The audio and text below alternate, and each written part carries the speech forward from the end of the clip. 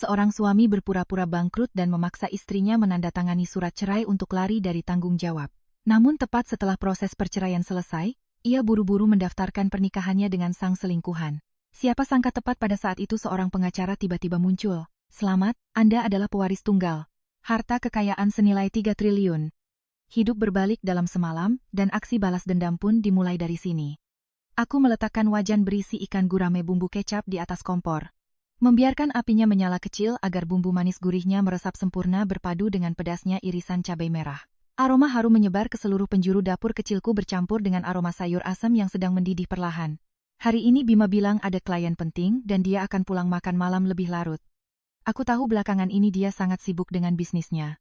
Jadi, aku berusaha menyiapkan hidangan yang istimewa berisi semua makanan kesukaannya, agar saat pulang ia bisa merasakan kehangatan rumah yang menenangkan. 5 tahun menjadi istrinya, aku terbiasa mengalah menjadi pendukung setia di belakang layar, agar ia bisa fokus berjuang di luar sana. Di rumah ini dari mulai mangkuk, sumpit, hingga tirai jendela semuanya aku yang memilih dan menatanya dengan telaten. Ibu mertuaku Ibu Hartati, meski jarang bicara manis, setiap kali ada tamu selalu membanggakan menantunya yang cekatan dan pandai mengurus rumah. Aku pikir kehidupan ini akan terus mengalir dengan tenang. Suami istri sehati sejiwa mengarungi lautan kehidupan. Aku tak pernah mengharapkan kemewahan yang muluk-muluk, hanya butuh keluarga yang damai. Malam hari, seluruh keluarga berkumpul di meja makan dengan hidangan hangat. Itu saja sudah cukup membuatku puas. Jam menunjukkan pukul malam. Aku telah selesai menata meja makan. Tinggal menunggu Bima pulang untuk makan bersama. Namun alih-alih suara mesin mobil yang kenal, aku malah mendengar suara bel pintu berbunyi berkali-kali. Tumben sekali. Jam segini masih ada yang bertamu. Aku buru-buru mengelap tangan di celemek dan membuka pintu. Berdiri di hadapanku adalah Bima, tapi bukan Bima yang selalu tersenyum ceria seperti biasanya. Wajahnya pucat pasi, matanya menghindari tatapanku. Dan di sebelahnya berdiri seorang pria asing berusia sekitar 40 tahunan bertampang garang mengenakan pakaian serba hitam dari atas sampai bawah. Pria itu menatapku dengan pandangan menyelidik yang dingin membuat bulu kuduku merinding seketika. Mas, sudah pulang? Ayo makan dulu. Semua sudah kusiapkan, ujarku mencoba bersikap biasa. Meski firasat buruk sudah menyelinap di hatiku. Bima tidak menjawab, ia melewatiku begitu saja dan melangkah lurus ke ruang tamu. Pria itu mengikutinya dalam diam. Bima menghempaskan tubuhnya ke sofa, memegangi kepalanya dengan kedua tangan, lalu menghela napas panjang yang terdengar sangat putus asa. Aku menutup pintu dengan perasaan tak karuan dan menyusulnya. Bima, ada apa ini? Bapak ini siapa? Tua ragu-ragu. Bima mengangkat kepalanya, matanya merah seolah baru menang. Ia menunjuk pria itu dengan suara serak, ini Bang Cokidin. Maafkan aku usahaku bangkrut, aku utang uang dalam jumlah yang sangat besar padanya. Jantungku seakan berhenti berdetak. Aku duduk di sebelahnya menggenggam lengannya yang gemetar. Besar itu berapa, Mas? Coba cerita. Kita cari jalan keluarnya sama-sama. Pria bernama Coki itu tiba-tiba angkat bicara. Suaranya parau dan penuh ancaman. 10 miliar. Hitungan modal dan bunga. Surat perjanjiannya lengkap. Hari ini batas waktu terakhir. Kalau Pak Bima tidak bisa bayar, jangan salahkan kami kalau kami bertindak kasar. 10 miliar. Angka itu menghantam kepalaku bagai palu godam. Miliar. Seumur hidup pun kerja keras kami berdua tak akan mungkin bisa mengumpulkan uang sebanyak itu. Aku merasa bumi tempatku berpijak runtuh. Kok bisa sebanyak itu? Bukannya selama ini kerjamu lancar-lancar saja? Bima menggeleng. Suaranya penuh keputusasaan. Aku menyembunyikannya darimu. Aku nekat ikut proyek yang kukira akan untung besar. Ternyata malah rugi total. Sekarang mereka menagih utang. Mereka tidak cuma mencariku. Mereka akan menerormu, meneror keluarga kita juga. Aku tidak bisa membiarkanmu ikut hancur bersamaku. Aku benar-benar panik. Lalu sekarang kita harus bagaimana, Mas? Kita jual rumah ini ya atau pinjam ke saudara dan teman-teman? Sudah terlambat, potong Bima tiba-tiba ia menatap lurus ke mataku sebuah tatapan asing yang belum pernah kulihat selama 5 tahun pernikahan kami. Hanya ada satu cara untuk melindungimu. Ia berhenti sejenak lalu melontarkan kata-kata yang seumur hidup tak pernah kubayangkan akan keluar dari mulutnya. Kita cerai saja. Kata cerai yang keluar begitu ringan dari mulutnya terasa seperti bongkahan batu besar yang menindih dadaku hingga aku tak bisa bernapas. Semua suara di sekelilingku seolah menjauh menyisakan suara detak jantungku sendiri yang bergemuruh. Kamu bicara apa? Tanahku terbata. Cerai. Hanya dengan bercerai utang ini tidak akan ada hubungannya denganmu. Aku akan menanggung semuanya sendiri. Rumah ini semua uang tabungan aku tinggalkan untukmu sebagai bentuk penebusan kesalahanku. Andini, kumohon tanda tanganilah. Hanya dengan begini kamu akan aman. Kata-katanya terdengar begitu mulia, begitu penuh pengorbanan. Namun entah kenapa, jauh di lubuk hatiku aku merasakan ada kepalsuan yang membuatku merinding. Seorang suami yang mencintai istrinya sebesar apapun masalahnya akan mencari jalan keluar bersama-sama, bukan buru-buru membuang istrinya seolah membuang beban. Bang Coki yang duduk di seberang mengetuk-ngetukkan jarinya ke meja mendesak. Bagaimana, Pak Bima? Istrinya setuju tidak? Waktu saya tidak banyak terpojok, ia menatapku dengan memelas. Andini, kumohon, anggap saja ini permohonan terakhirku padamu, tandangani Din. Ia mengeluarkan setumpuk kertas yang sudah disiapkan dari dalam tasnya. Surat gugatan cerai. Semua poin telah tertulis dengan jelas. Harta Gonogini berupa rumah akan menjadi milikku. Semua utang menjadi tanggungan Bima seorang. Semuanya disiapkan dengan begitu rapi dan menakutkan, seolah-olah ia telah merencanakan ini sejak lama. Pikiranku kosong menatap pria yang selama 5 tahun ini kurawat dan kucintai dengan segenap hati. Kini sedang memaksaku menandatangani surat cerai dengan dalih melindungiku. Air mataku nyaris tumpah, namun kutelan kembali ke dalam. Aku menatap meja makan dengan hidangan hangat yang mulai mendingin. Hatiku hancur berkeping-keping. Baiklah, bisikku dengan suara para aku tanda tangan. Aku mengambil pena. Tanganku bergetar hebat hingga sulit dikendalikan. Setiap goresan namaku di atas kertas itu terasa seperti sayatan pisau di jantungku. Andini. Nama yang kakan untuk mengikatkan hidupku padanya kini gunakan untuk mengakhiri segalanya. Selesai menandatangani, aku meletakkan pena. Merasa seluruh tenagaku terkuras habis. Tepat saat aku meletakkan pena, aku melihat mata Bima berbinar aneh. Raut penderitaan yang tadi ia tunjukkan tiba-tiba lenyap entah kemana. Ia buru-buru merampas surat cerai itu dari tanganku, memeriksa tanda tangannya berulang kali seolah takut aku salah tulis, lalu menyimpannya hati-hati ke dalam tas. Wajahnya menjadi rileks. Sebuah kelegaan yang tak bisa ia sembunyikan meski ia berusaha keras berpura-pura sedih. Andini, maafkan aku.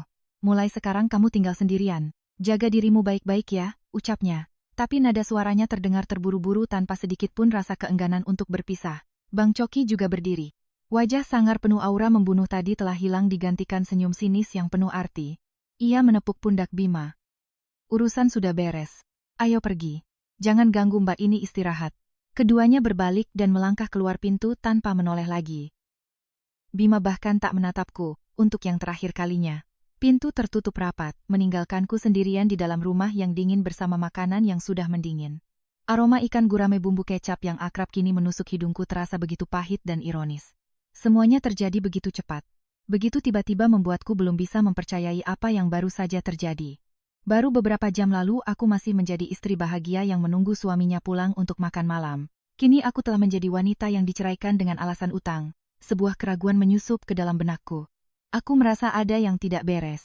Meskipun panik insting perempuan mengatakan bahwa ini bukan sekadar kebangkrutan biasa. Aku terhuyung melangkah ke jendela, menyibakkan sedikit tirai dan melihat ke bawah. Dan pemandangan di bawah sana membuatku terpaku seperti orang mati. Di pelataran parkir apartemen kami, Bang Coki tidak langsung pergi. Ia berdiri di samping sebuah mobil hitam yang sudah menunggu. Bima berjalan cepat keluar dari gedung dan dari dalam mobil itu, seorang wanita muda yang cantik melangkah keluar. Wanita itu mengenakan gaun merah ketat, rambutnya bergelombang dan ditata rapi.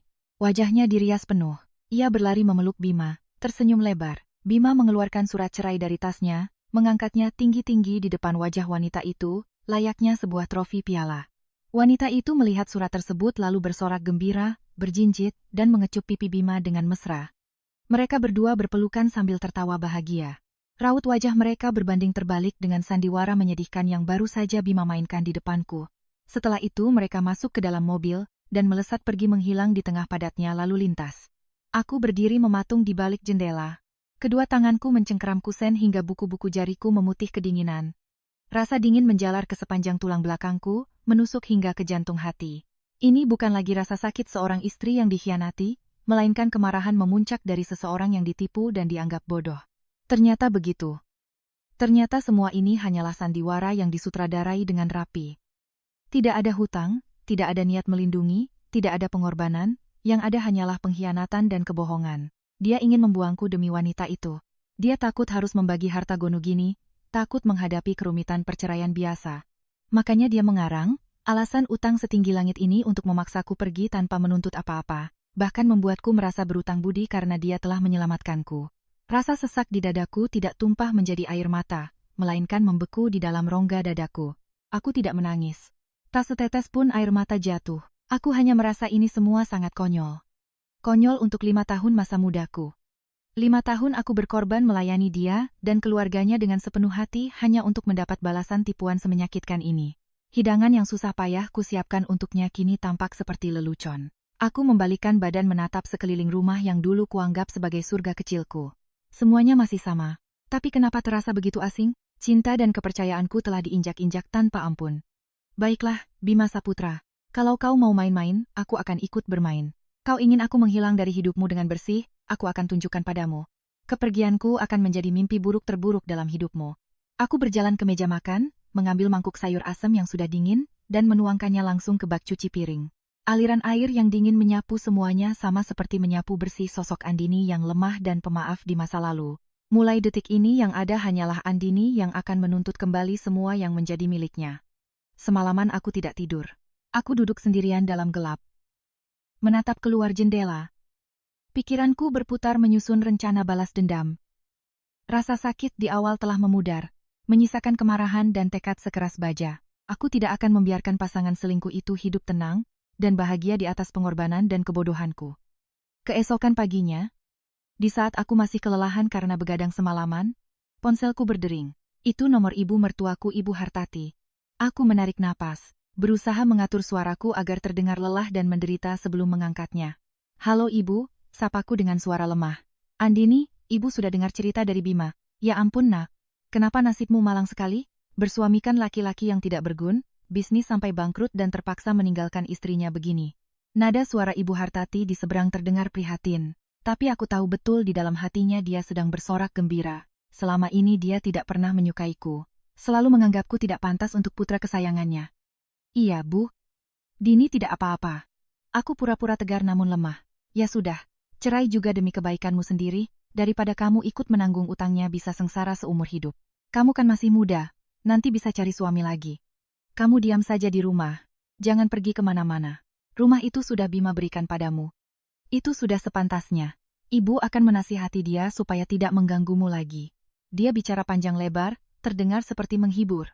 Tapi sebenarnya dia hanya ingin memastikan apakah rumah itu benar-benar jatuh ke tanganku dan sekalian memperingatkanku agar tidak membuat masalah bagi putra kesayangannya.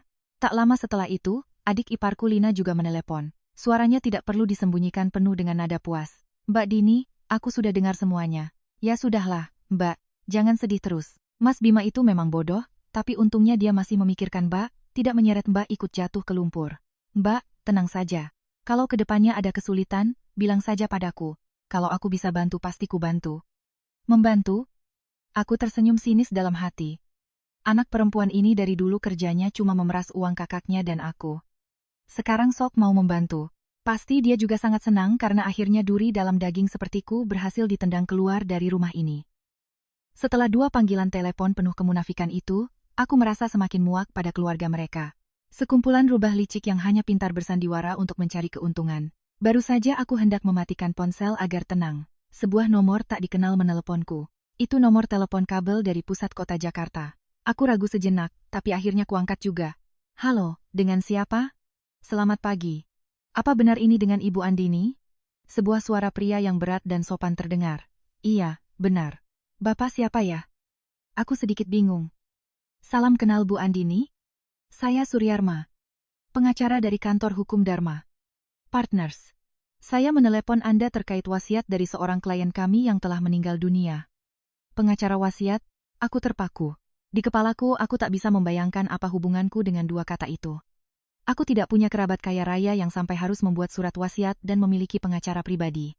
Bapak mungkin salah sambung, saya tidak kenal siapa-siapa. Maaf Bu, saya tidak salah. Saya menelepon untuk memberitahukan sebuah kabar.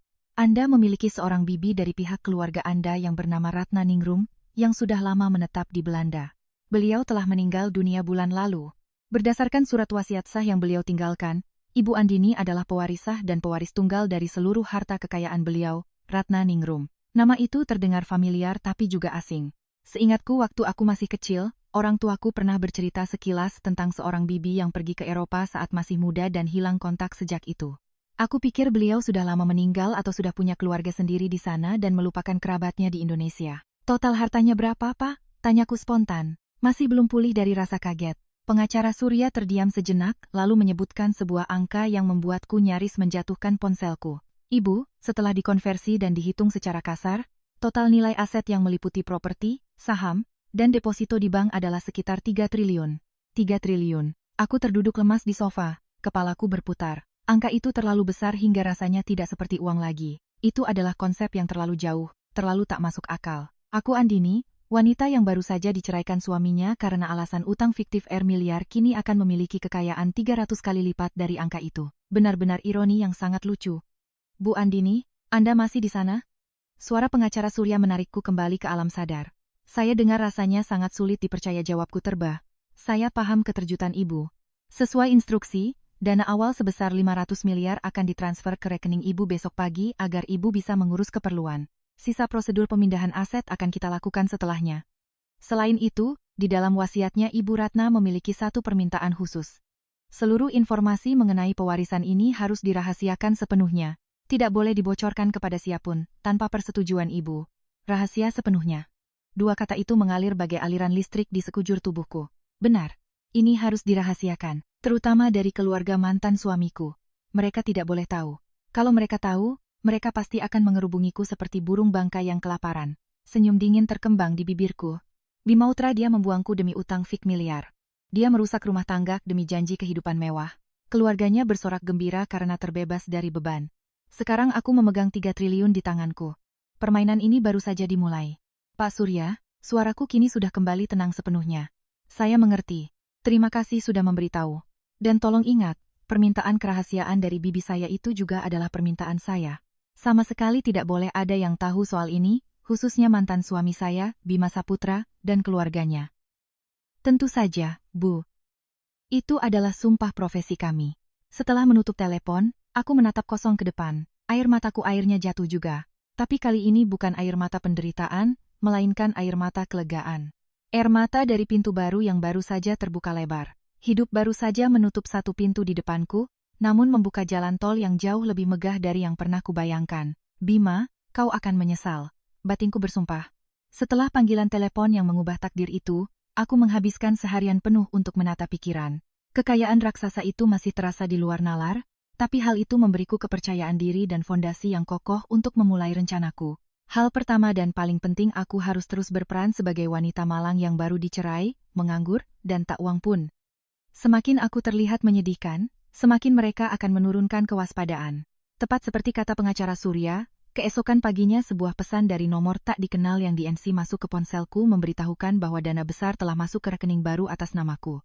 Aku tidak berani mengeceknya lewat aplikasi banking biasa. Aku hanya tahu bahwa janji itu telah menjadi kenyataan. Sekarang aku bukan lagi Andini yang miskin. Di tengah lamunanku memikirkan langkah selanjutnya, bel pintu berbunyi lagi. Melalui lubang intip, aku melihat mantan ibu mertuaku dan adik iparku berdiri di depan pintu. Ibu Hartati menenteng kantong plastik berisi jeruk yang terlihat sudah layu. Sementara Lina celing ke sana kemari dengan wajah penasaran. Aku tahu kedatangan mereka bukan untuk niat baik. Aku membuka pintu, memasang wajah sekusut dan selelah mungkin. Ibu Lina, silakan masuk. Ibu Hartati melangkah masuk meletakkan kantong jeruk di atas meja dengan wajah sok prihatin. Ibu datang mau lihat keadaan. Wajahmu pucat sekali. Ya sudahlah, anggap saja ini buang sial. Anggap saja jodohmu dengan laki-laki tidak berguna itu sudah habis. Lina ikut menyela, berjalan memutari ruang tamu seolah sedang menginspeksi aset. Rumahnya masih rapi ya Mbak? Mbak tinggal sendirian apa nggak kesepian? Gimana kalau Mbak pindah aja ke rumah bapak ibu dulu sementara biar ada temannya? Aku paham betul maksud mereka. Mereka takut aku menjual apartemen ini dan membawa kabur uangnya atau takut aku membawa laki-laki lain ke sini. Mereka ingin mengontrolku dan aset ini. Aku menggeleng pelan bersuara lemah. Makasih, Bu Lin. Tapi, aku mau sendiri dulu buat menenangkan diri. Aku juga sudah terbiasa di rumah ini. Ibu Hartati duduk di sofa, menepuk-nepuk tanganku dan mulai masuk ke topik utama. Dini, jangan marah ya, Ibu ngomong begini. Utang 10 miliar itu memang ditanggung Bima, tapi apa preman-preman itu bakal diam saja melepaskanmu? Kalau mereka datang ke sini menagih utang, kamu perempuan sendirian bisa apa? Begini saja kamu buat surat kuasa. Balik nama rumah ini ke nama Ibu. Ibu cuma pinjam nama saja. Kalau ada apa-apa, Ibu kan orang tua.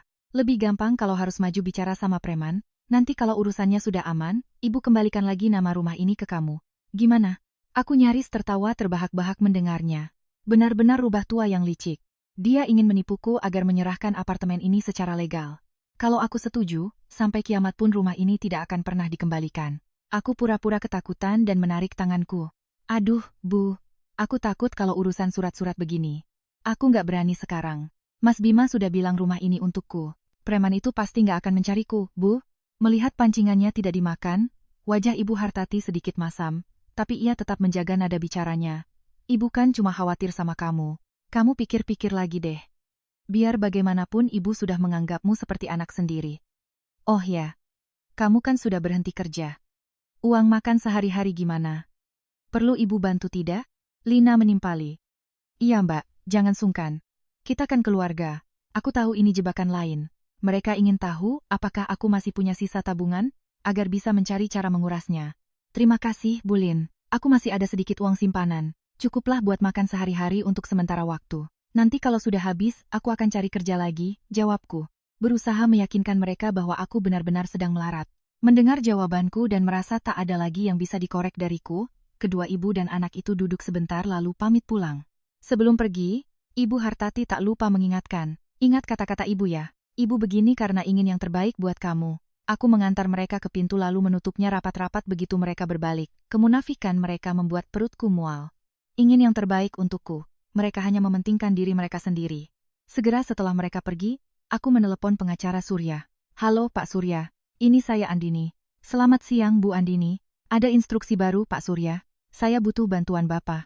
Tolong selidiki mantan suami saya Bima Saputra dan selingkuhannya yang bernama Fiona. Cari tahu apa rencana mereka sekarang, terutama yang berhubungan dengan pembelian rumah, mobil, atau investasi proyek apapun.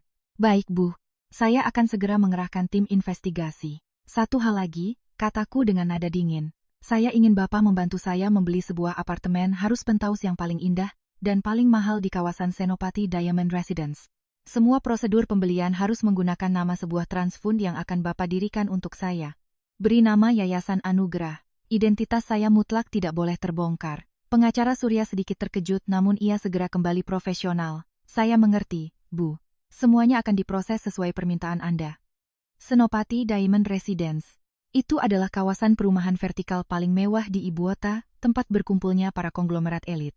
Aku ingat Bima pernah menunjuk papan reklam apartemen itu dan berkata padaku, nanti kalau aku sudah sukses, aku belikan kamu satu unit di sana. Sekarang dia sedang memimpikan tempat itu bersama wanita lain. Baiklah, Bima, biar kulihat bagaimana ekspresimu saat mimpi yang kau puja-puja itu dirampas oleh istri yang kau buang ini. Rencana balas dendamku akan dimulai dari menghancurkan impian mewahnya. Beberapa hari setelah panggilan telepon itu, aku menerima pesan dari pengacara Surya. Isinya singkat, ditunggu untuk minum teh di kedai teh Melati. Kawasan Menteng pukul 1500 itu adalah kedai teh kecil yang tersembunyi di gang sepi. Tempat yang sama sekali tidak cocok dengan citra pengacara ternama atau wanita calon triliuner. Aku memaklumi kehati-hatiannya dan itu justru membuatku semakin percaya padanya. Aku mengenakan pakaian usang berwarna pudar dan naik ojek online ke tempat pertemuan. Kedai itu sepi. Hanya terdengar alunan musik instrumental tradisional yang pelan. Pengacara Surya sudah menunggu di sudut tersembunyi. Di depannya terdapat sebuah map tipis. Melihatku datang, ia berdiri dan menunduk hormat. Selamat sore, Bu Andini. Silakan duduk. Aku duduk dengan perasaan sedikit berdebar.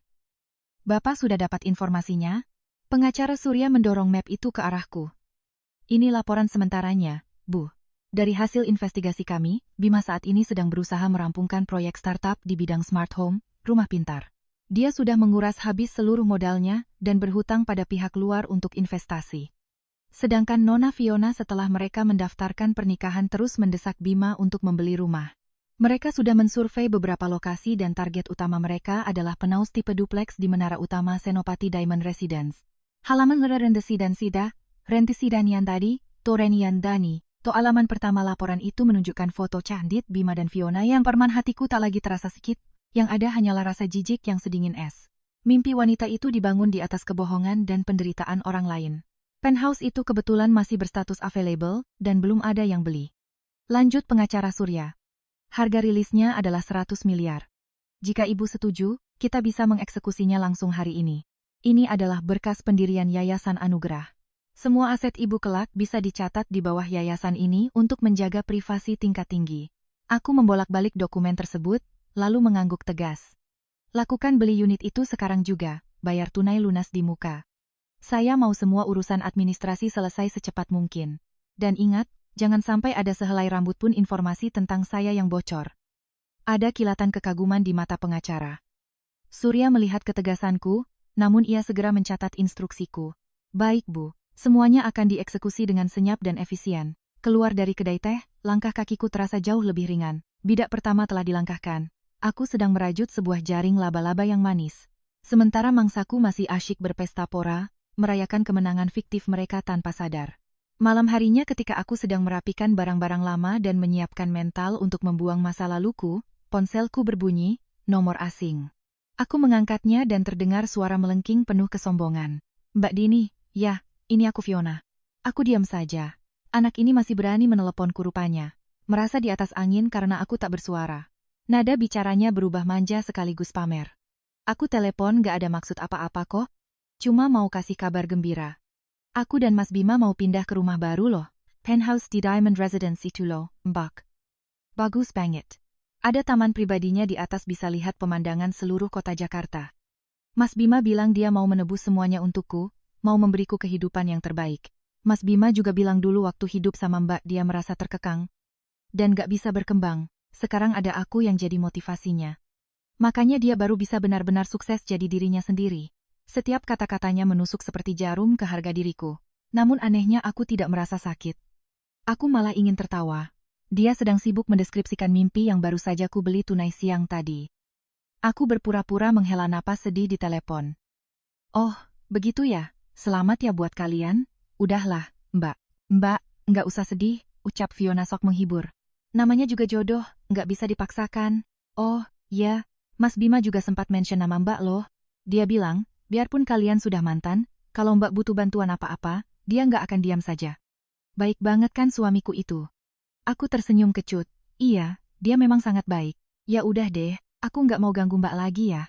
Akhir minggu ini kita mau bayar DP-nya.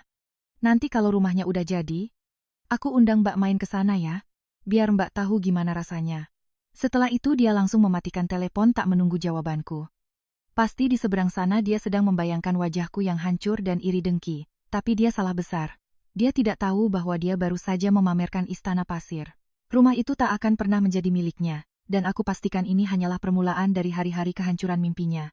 Beberapa hari kemudian aku memaksa diriku keluar rumah untuk menghirup udara segar. Mengurung diri di antara empat dinding terus-terusan bukanlah hal yang sehat. Aku berjalan tanpa tujuan menyusuri jalanan yang akrab dengan pikiran yang masih kalut. Entah setan apa yang membimbingku, langkah kakiku tanpa sadar membawaku ke area kantor catatan sipil. Dan di sanalah aku melihat mereka, Bima dan Fiona. Bima mengenakan setelan jas yang rapi, sementara Fiona memakai gaun putih bersih persis seperti pengantin baru. Mereka berjalan bergandengan tangan keluar dari pintu gedung masing-masing memegang sebuah dokumen resmi. Wajah keduanya memancarkan kebahagiaan yang tumpah ruah. Fiona bahkan mengangkat dokumen itu, bersandar di bahu Bima untuk bersuap foto. Senyum mereka terasa seperti tamparan ejekan untukku. Belum lama ini di instansi negara, aku dan Bima baru saja menyelesaikan proses pengakhiran pernikahan kami. Aku segera membuang muka, mencari bangku taman di seberang jalan dan duduk. Berpura-pura tak melihat. Aku tak ingin berhadapan dengan mereka saat ini. Tapi sepertinya takdir ingin mengajakku bermain-main. Setelah puas berfoto mereka berjalan ke arah taman, mungkin menuju tempat parkir mobil mereka. Andine, kamu kok di sini? Suara Bima terdengar bernada kaget sekaligus canggung. Aku mendongak perlahan memaksakan sebuah senyum kaku. Aku cuma lagi jalan-jalan cari angin. Selamat ya buat kalian. Fiona memindahi tubuhku dari ujung kepala sampai ujung kaki. Matanya tak bisa menyembunyikan kilat kemenangan. Ia sengaja mengangkat tinggi-tinggi akta perkawinannya di depan mataku. Makasih loh Mbak. Kita baru aja selesai urus surat-suratnya. Mulai hari ini kita udah sah jadi suami istri secara negara, ucap Fiona bangga. Kata Mas Bima, ini kado pertama buat aku. Kado keduanya nanti penthouse di Diamond Residence. Kita ini lagi on the way ke kantor developer buat tanda tangan loh. Bima terbatuk pelan. Mungkin merasa Fiona terlalu banyak bicara, tapi tatapan matanya yang menatapku tetap penuh dengan arogansi seorang pemenang. Kamu, kabarmu baik kan Din? Aku menundukkan kepala, pura-pura menatap ujung sepatuku. Ya, begitulah. Tepat pada detik itu, sebuah mobil sedan mewah berhenti perlahan di depan gerbang taman. Pintu mobil terbuka dan pengacara Surya Dharma turun dengan setelan jas tailor-made yang sangat elegan memegang sebuah map kulit tebal berwarna biru tua. Ia melihat sekeliling sejenak lalu berjalan cepat ke arahku. Selamat sore Bu Andini, sapanya dengan nada penuh hormat, sama sekali mengabaikan keberadaan Bima dan Fiona. Maaf membuat Anda menunggu. Ini adalah kontrak perjanjian pengikatan jual beli PPJB final untuk unit penthouse Penolero di Tower Diamond. Pihak developer butuh tanda tangan persetujuan terakhir dari Ibu untuk proses serah terima. Semua payment sudah kami selesaikan 100% tunai. Pengacara Surya membuka map itu dan meletakkannya di hadapanku. Tulisan kontrak jual beli penthouse duplex Penol Andu, dan nama Yayasan Anugerah terpampang jelas. Udara di sekeliling kami mendadak beku, senyum di bibir Fiona kaku. Matanya melotot menatap lembaran kontrak itu lalu beralih menatapku dengan raut wajah, seakan melihat hantu. Akta perkawinan di tangannya mendadak terasa berat, nyaris meluncur jatuh ke tanah. Bima mengangal lebar. Raut wajahnya berubah-ubah dari syok, bingung lalu menjadi curiga luar biasa. Ia tergagap.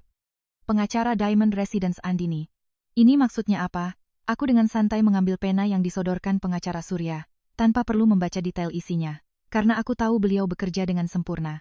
Aku membubuhkan tanda tanganku di kolom perwakilan Yayasan Anugerah. Goresan penaku begitu tegas dan kuat. Selesai tanda tangan, aku mengembalikan map itu. Sudah selesai, Pak. Terima kasih banyak atas kerja kerasnya. Ini sudah menjadi tugas saya, Bu, balas pengacara Surya menunduk sopan. Semua dokumen legalitas dan kunci akses akan kami serahkan kepada Ibu dalam beberapa hari ke depan. Kalau begitu saya permisi dulu. Ia berbalik dan berjalan, menuju mobilnya dengan langkah profesional yang mantap, menyisakan keheningan yang mencekik di belakangnya. Bimalah yang pertama kali memecah kesunyian. Ia menuding wajahku, suaranya bergetar. Andini, coba jelaskan kamu dapat uang dari mana buat beli rumah di Diamond Residence, apalagi penthouse. Kamu lagi main gila apa ini? Fiona seolah baru tersadar dari komanya. Ia berteriak melengking. Iya. Dapat uang dari mana kamu? Atau Mas Bima diam-diam kasih kamu uang? Mas Bima ngaku kamu? Apa kamu nyembunyiin harta buat perempuan ini? Aku perlahan berdiri menepuk pelan bajuku yang tak berdebu sama sekali. Aku menatap langsung ke dalam mata Bima, lalu beralih ke wajah Fiona yang sudah memerah karena emosi. Sebuah senyum dingin. Senyum pertamaku sejak perceraian akhirnya terbit di bibirku. Aku dapat uang dari mana? Sepertinya itu bukan urusanmu lagi Bima Saputra. Aku menekan setiap suku kata. Kita sudah cerai. Lalu aku menoleh pada Fiona dan kamu sebaiknya kamu tanya langsung pada suami barumu ini. Apa saja janji-janji manis yang dia obral padamu dan apakah dia punya kapasitas untuk menepati satu saja dari janjinya itu? Tanpa memberi mereka celah untuk bereaksi, aku berbalik dan melangkah pergi dengan anggun. Di belakangku, suara jeritan Fiona yang menuntut penjelasan terdengar bersahut-sahutan dengan suara Bima yang membela diri. Sumpah, Vio, aku nggak kasih dia sebesar pun. Aku juga nggak ngerti ada apa ini. Bertengkarlah, saling curigalah. Benih perpecahan itu telah kuebar, dan aku tahu benih itu akan segera tumbuh merambat, melilit, dan meremukan apa yang mereka sebut sebagai cinta. Rasa puas melihat wajah syok Bima dan Fiona hanya berlangsung sesaat dengan cepat digantikan oleh ketenangan yang dingin. Ini baru hidangan pembuka. Aku tahu pasti bahwa setelah syok terapi hari ini, mereka tidak akan tinggal diam.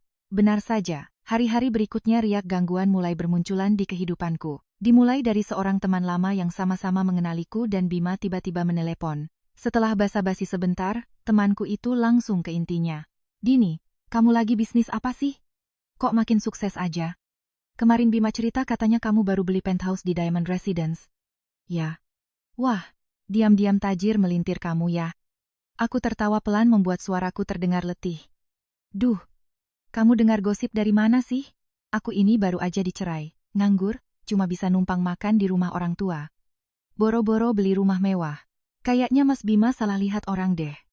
Semakin aku menyangkal dengan nada santai, temanku di seberang sana malah semakin bingung.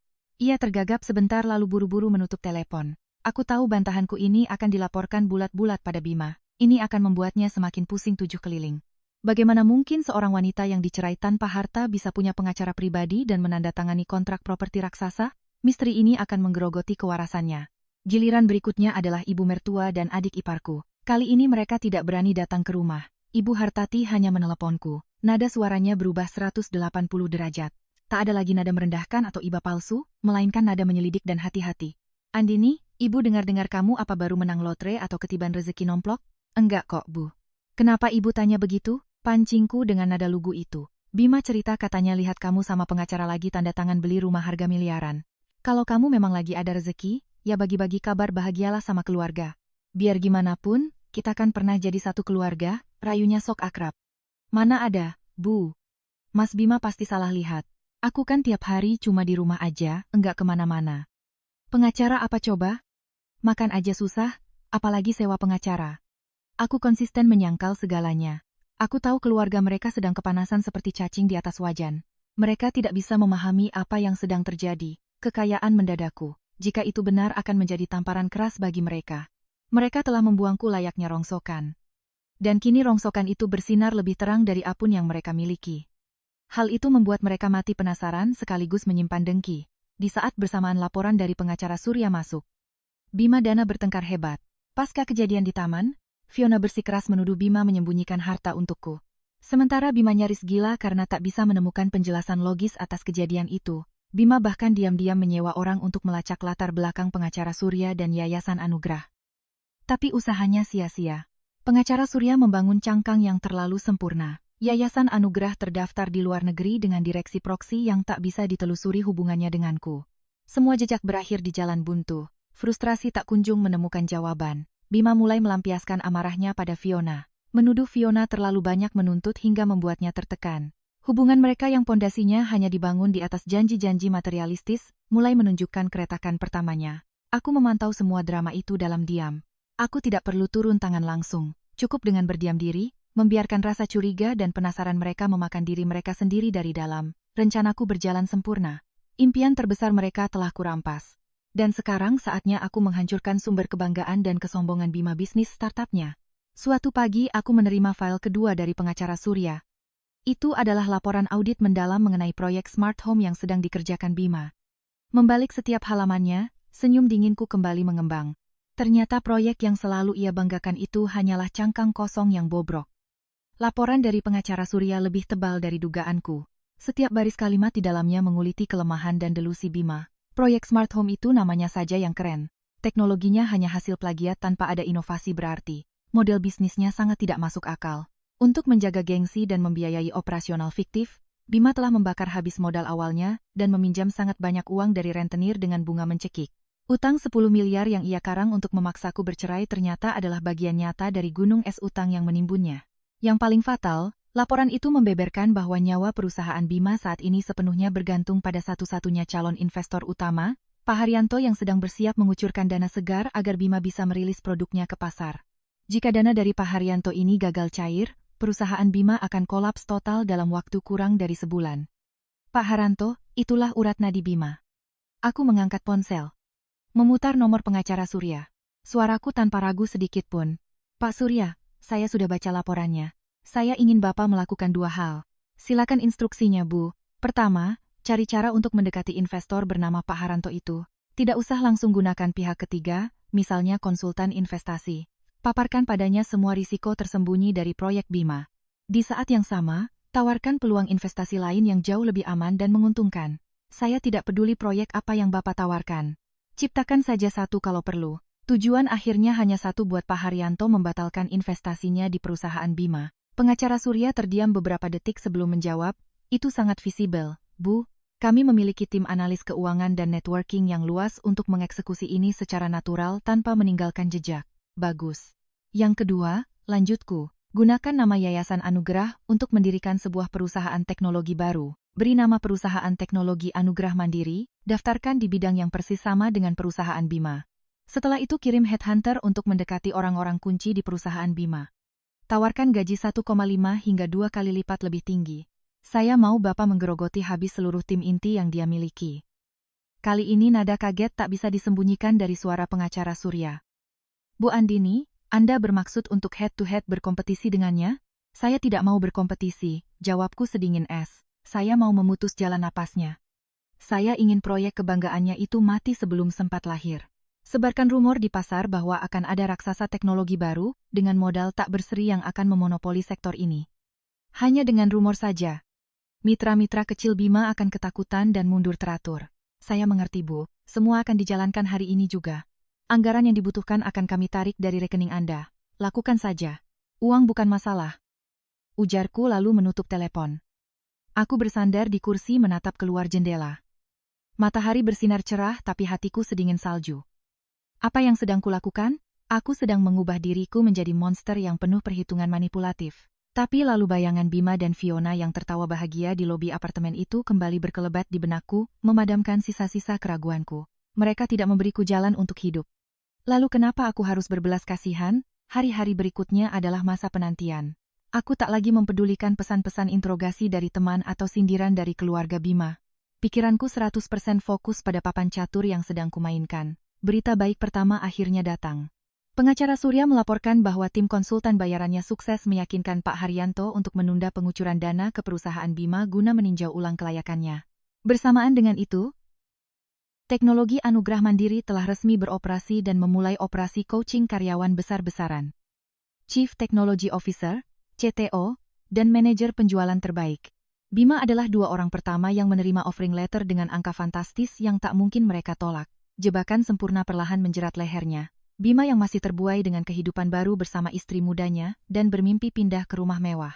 Sama sekali tak menyadari badai besar yang diciptakan mantan istrinya sedang menggulung dari belakang. Siap meluluh lantakan semua yang ia miliki. Diamku adalah senjata paling mematikan. Saat aku bersantai di rumah, membaca buku, merangkai bunga, dan menerima laporan harian dari pengacara Surya, badai di luar sana sudah mulai mengamuk. Semuanya diawali dari bisik-bisik. Beberapa supplier perangkat keras perusahaan Bima tiba-tiba mendapat telepon anonim yang membocorkan bahwa teknologi Anugrah Mandiri akan merilis produk revolusioner, sementara cash flow perusahaan Bima sedang dalam status merah menyala. Awalnya mereka ragu, namun saat sang CTO dan manajer penjualan andalan, Bima mendadak resign dan pindah ke Anugrah Mandiri, seminggu kemudian, kepanikan massal pun meledak. Isu buruk di dunia, bisnis menyebar lebih cepat dari virus. Desas-desus bahwa perusahaan Bima hanyalah tong kosong nyaring bunyinya bahwa Bima sebentar lagi akan gagal bayar, mulai liar beredar. Para karyawan yang tersisa di kantor Bima mulai gerah. Melihat dua pilar utama perusahaan hengkang dan mendengar selentingan soal rival raksasa baru, loyalitas mereka runtuh. Karyawan-karyawan yang cerdik diam-diam mulai mengirimkan CV ke Anugrah Mandiri. Kehancuran sebuah perusahaan selalu diawali dari runtuhnya kepercayaan internal, dan aku sukses menghancurkan kepercayaan itu hingga ke akar-akarnya. Di saat bersamaan, para rentenir yang meminjamkan uang pada Bima mulai mencium bau bangkai. Bang Coki setelah melihat Bima gagal membayar cicilan bunga tepat waktu, mengirim beberapa preman berwajah seram untuk nongkrong di lobi kantor Bima.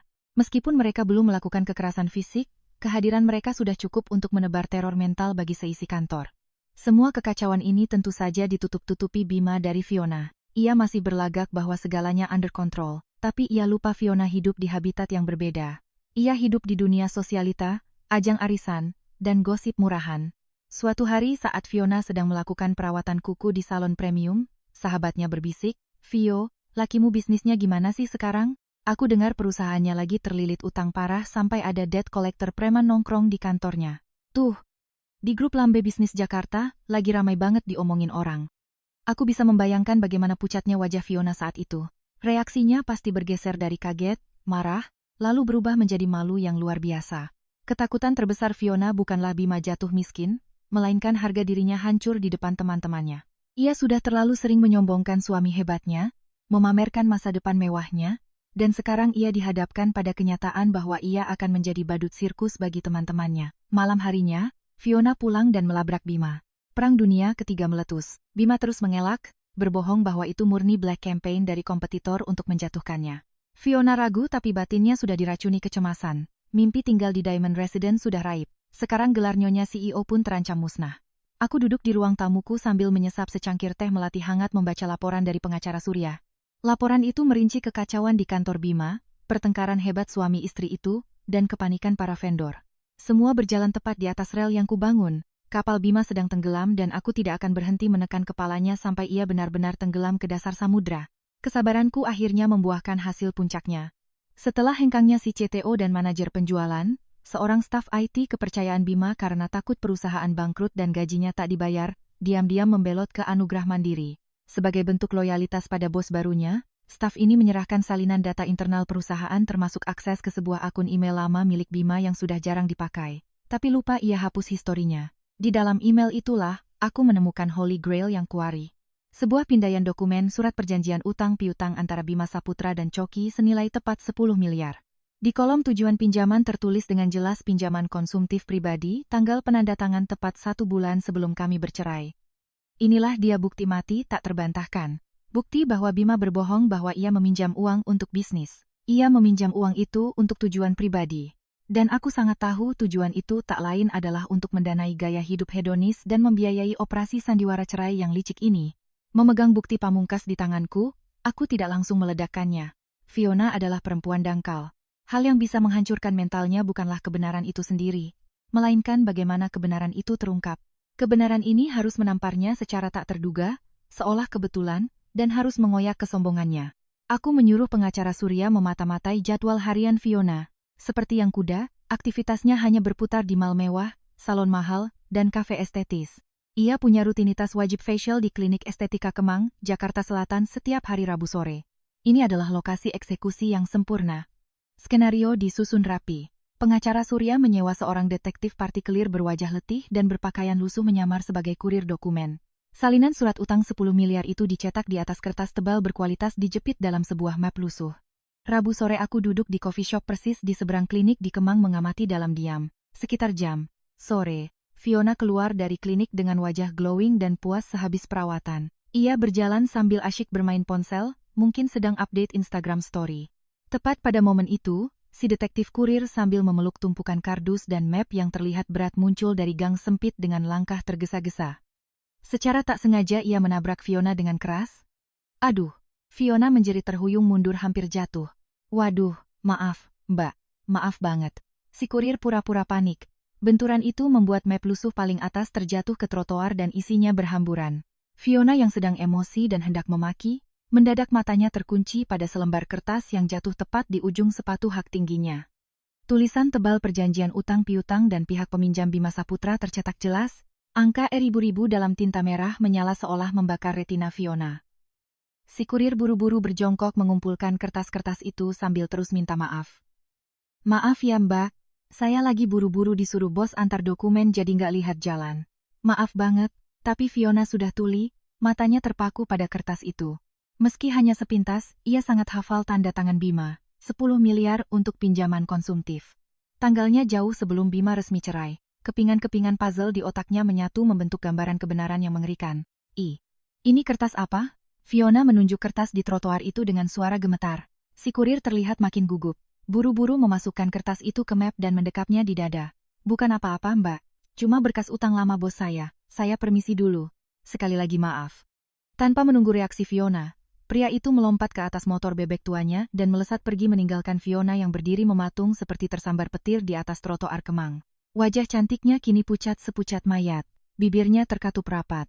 Tangan yang memegang iPhone termahal itu gemetar hebat. Kecurigaan yang selama ini menghantuinya akhirnya terjawab sudah. Namun jawabannya 1000 kali lipat lebih pahit dari yang ia bayangkan. Ternyata Bima bukan sekedar menyembunyikan utang dari dirinya, tapi Bima sudah meminjam utang raksasa itu bahkan sebelum mereka resmi berpacaran. Lalu kemana uang itu? Untuk mendanai bisnis fiktifnya? Untuk memberinya ilusi kekayaan atau semuanya dari awal memang murni penipuan? Aku menyesap kopi americano hitamku, menatap Fiona yang berjalan terhuyung-huyung linglung. Permainan ini makin lama makin memabukkan. Malam ini badai topan level 5 akan menerjang rumah yang mereka tinggali dan aku akan duduk manis menikmati gema kehancuran mereka. Badai itu datang lebih cepat dari perhitunganku. Begitu pergi dari Kemang, Fiona tidak pulang ke rumah. Ia menyetir lurus ke kantor Bima. Saat itu kantor Bima sedang dalam kondisi gawat darurat. Karyawan mogok massal, vendor menelepon menagih pembayaran dan investor tak bisa dihubungi. Bima sedang duduk di ruangannya. Menjambak rambutnya sendiri frustrasi ketika pintu ruangannya ditendang terbuka oleh Fiona. Bima Saputra, jelaskan ini semua. Fiona melempar tas channel yang mungkin palsu atau dibeli dari uang utang ke wajah Bima. Suaranya melengking serak. 10 miliar. Kamu ngutang 10 miliar sebelum kamu cerai sama mantan istrimu. Kenapa kamu bohong sama aku? Bima terlonjak kaget, wajahnya seketika memutih. Ia buru-buru berdiri mencoba menenangkan. Vio, sayang, kamu tenang dulu. Kamu dengar gosip dari mana sih? Gak ada itu. Gosip. Aku lihat sendiri surat perjanjiannya dengan mata kepalaku. Yerit Fiona. Jangan kira aku perempuan bodoh yang bisa kamu tipu mentah-mentah. Jawab jujur, uang utang itu kamu pakai buat apa? Buat kamu kasih ke mantan istrimu atau kamu pakai buat bayar lifestyle bohong-bohongan ini demi memancingku? Skakmat Bima gelagapan. Ia tak menyangka Fiona bisa tahu sedetail itu. Enggak Vio, bukan gitu. Itu uang buat operasional bisnis. Masalah bisnis kamu nggak akan paham. Bisnis. Fiona tertawa sumbang dan melengking. Bisnis apaan yang kantornya udah mau kolaps begini? Karyawan pada kabur, preman tiap hari nagih, utang di depan. Coba kamu lihat keluar sana. Kantormu ini udah kayak kapal karam. Kamu penipu ulung. Pertengkaran mereka begitu hebat hingga menggelegar ke area staf. Semua karyawan yang tersisa berhenti bekerja dan mendengarkan sinetron gratis itu. Tepat saat itu ponsel salah satu staf perempuan berbunyi. Ia membuka layarnya terbelalak lalu menutup mulutnya. Percaya, dan menyodorkan HP itu ke rekan di sebelahnya. Sebuah video pendek sedang viral di TikTok dan grup WhatsApp. Video itu merekam aksi para preman bertato yang berteriak-teriak kasar menagih hutang di depan lobi kantor Bima. Di background terlihat pelang nama perusahaan Bima, yang terlihat sangat menyedihkan. Fiona yang matanya awas melihat keributan kecil di meja staf itu. Ia merampas ponsel staf tersebut. Saat matanya melihat video viral itu, aliran darah di sekujur tubuhnya seolah terkuras habis. Ini adalah penghinaan publik yang tak tertahankan. Teman-teman sosialitanya, keluarganya, seluruh orang yang mengenalnya akan melihat video ini. Mereka akan mentertawakannya habis-habisan. Menertawakan Fiona, perempuan bodoh yang rela jadi pelakor demi laki-laki halu bermodal utang. Bima Saputra. Fiona membanting ponsel staf itu ke lantai, hingga hancur berantakan. Kamu laki-laki bajingan, pembohong. Di mana penthouse Diamond Residence itu? Di mana gaya hidup sultan yang kamu janjikan? Kamu udah hancurin harga diriku sampai ke akar-akarnya. Kehilangan akal sehat, Fiona menerjang maju. Ia mencakar, memukul, dan menghancurkan semua benda di meja kerja Bima. Dokumen, laptop, gelas kopi, berterbangan jatuh berdebum ke lantai. Bima yang otaknya sudah mau pecah karena tekanan utang tak bisa lagi menahan amarahnya saat dipermalukan di depan anak buahnya sendiri. Ia menepis tangan Fiona dengan kasar dan membentak keras. Diam kamu. Kamu tahu apa, hah? Kalau bukan karena kamu tiap hari ngerengek minta dibelikan tas branded, liburan mewah, dan maksa minta rumah elit, apa aku bakal senekat ini utang sana-sini? Kamu cuma parasit yang tahu menghamburkan uang. Pernah sekali aja kamu mikirin bebanku. Oh, jadi kamu nyalahin aku. Fiona terenganga tak percaya. Kamu yang tukang kibul, sekarang kamu limpahkan salahnya ke aku. Iya, ini semua karena kamu. Mereka berdua saling serang. Bukan lagi sekadar debat kusir, melainkan baku hantam penuh makian kotor. Kata-kata romantis yang dulu mereka obral kini, berubah menjadi sumpah serapah paling keji yang keluar dari mulut iblis. Staf perempuan yang HP-nya dibanting tadi diam-diam merekam seluruh adegan memalukan itu menggunakan HP temannya.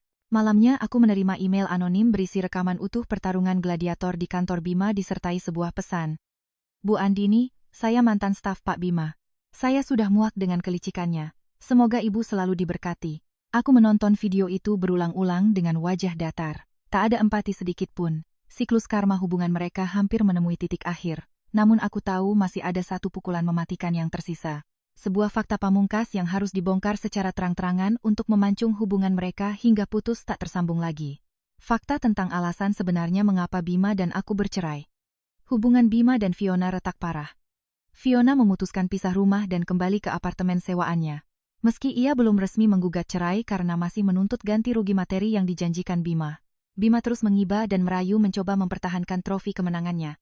Ini adalah momen golden time untuk melempar bom atom terakhirku. Aku ingin Fiona sadar seutuhnya bahwa dirinya bukan mius penginspirasi kesuksesan Bima, melainkan akar penyebab mengapa Bima menciptakan drama menjijikan untuk menyingkirkan istri sahnya. Orang yang paling tepat untuk menjalankan misi ini tentu saja adalah sang aktor bayaran Bang Coki si lintah darat. Sekali lagi, aku menekan nomor pengacara Surya. Pak Surya, tolong hubungi Pak Coki si dekolektor itu. Saya punya penawaran bisnis yang tidak bisa dia tolak. Melalui jaringannya, pengacara Surya dengan mulus mengatur pertemuan rahasia dengan Bang Coki. Bang Coki sendiri saat ini sedang pusing 7 keliling karena duit 10 miliarnya mandek di tangan Bima yang bangkrut. Saat utusan pengacara Surya menemuinya, tawarannya sangat simpel dan menggiurkan. Ada seorang anggel investor rahasia yang bersedia melunasi 2 miliar dari total utang Bima secara tunai hari ini juga. Syaratnya cuma satu, Bapak harus tanpa sengaja berpapasan dengan Bima dan Fiona. Lalu Bapak harus keceplosan membanggakan. Bagaimana Bima menyewa jasa Bapak untuk berpura-pura menagih utang 10 miliar demi menakut-nakuti mantan istrinya agar mau dicerai gratis? Hanya itu, setelah itu urusan selesai dan si pemberi dana tidak akan pernah muncul mencari Bapak. Bagi rentenir jalanan seperti Bang Coki, ini adalah rezeki nomplok. Dapat angsuran buta 2 miliar dari utang macet dan tak perlu repot urusan hukum. Ia setuju tanpa babi bu. Pertemuan tanpa sengaja itu diatur di sebuah kafe sepi di kawasan Cikini, tempat Bima memohon-mohon pada Fiona untuk bertemu demi memperbaiki hubungan mereka.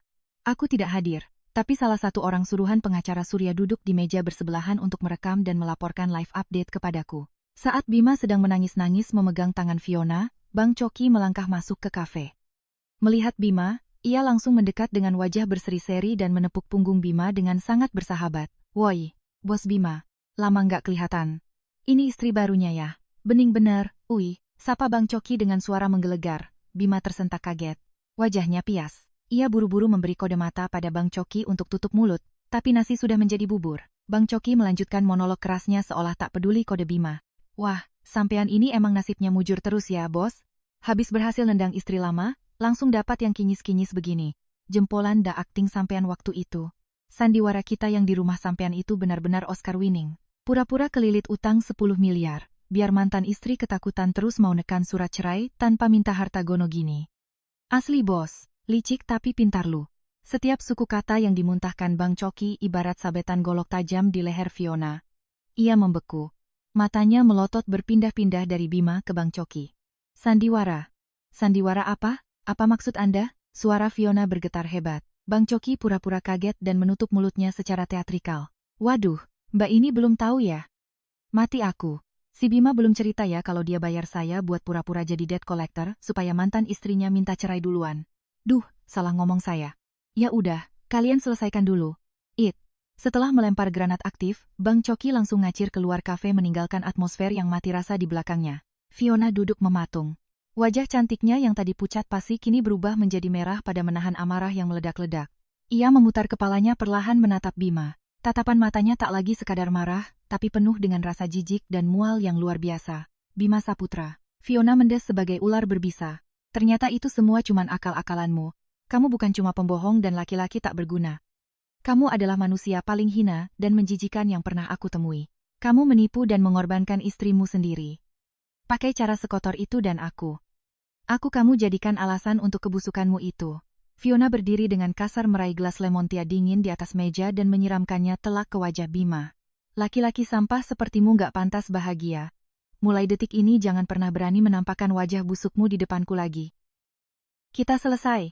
Tanpa sudi menoleh lagi, Fiona membalikkan badan dan berjalan keluar kafe dengan langkah cepat dan tegas, meninggalkan Bima Saputra duduk sendirian dengan wajah basah kuyup, menanggung malu, hina, dan kehancuran absolut di depan publik. Semua yang ia bangun dengan kebohongan bisnis, istri muda, martabat hangus menjadi debu hanya dalam satu sore. Laporan itu kuterima dengan hati yang sangat damai. Papan catur ini telah kenangkan. Tapi aku tahu perang yang jauh lebih barbar dan memalukan baru saja meletus di internal keluarga Bima Saputra. Berdasarkan intel dari tim pengacara Surya, setelah Fiona pergi, Bima duduk membatu di kafe itu cukup lama. Ia tak mengejarnya, sadar bahwa semua pembelaan hanya akan jadi bualan belaka. Rasa malu, gagal, dan hancur lebur tergambar jelas di wajah pria yang dulu begitu pongah itu. Ia tidak pulang ke rumah, melainkan mampir ke sebuah bar murah dan mabuk-mabukan hingga teler berat. Ketika Bima akhirnya sempoyongan pulang ke rumah orang tuanya, rumah yang dulu kami tinggali bersama, tempat yang seharusnya menjadi sarang cintanya dengan Fiona, Ibu Hartati dan Lina, ternyata sudah menunggunya di ruang tamu. Mereka berdua pastinya sudah mendengar kabar burung soal kehancuran perusahaan Bima dan minggatnya Fiona. Mereka menunggu Bima untuk menuntut penjelasan. Dan begitu Bima melangkah masuk dalam keadaan mabuk parah, bau alkohol menyengat, amarah Ibu Hartati meledak seketika. "Bima, coba lihat dirimu di kaca.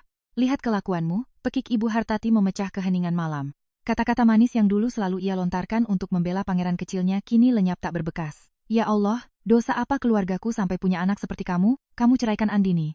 Perempuan baik yang mau kerja keras urus rumah malah kamu ganti dengan perempuan mata duitan perusak rumah tangga itu.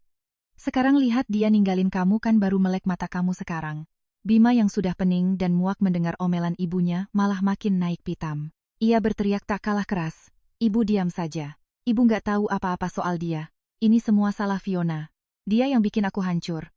"Oh, nyalahin orang lain terus kamu," balas Ibu Hartati tak mau kalah. "Andini dulu pontang-panting ngurus kamu, ngurus aku sama bapakmu lah. Kamu kelayapan main gila di luar. Yang menghancurkan hidupmu itu ya kelakuanmu sendiri. Sekarang kantormu mau bangkrut, istrimu kabur, utangmu segunung, terus masa depan keluarga ini mau kamu bawa kemana?" "Hah?" Lina yang duduk di sofa ikut-ikutan menangis sesenggukan. "Mas Bima, gimana sih nanti kalau debt collector preman-preman itu datang nagih, utang ke rumah kita gimana? Aku takut mas. Teman-temanku pasti ngetawain aku. Aku mau taruh di mana mukaku? Ah, bacot lu berdua. Kalian bisanya cuma mikirin gengsi." Bima memutar tubuhnya menatap ibu dan adiknya dengan garang. "Lin, Waktu aku lagi banyak duit ngasih kamu jajan mahal, kamu nggak pernah mikir dari mana asalnya kan?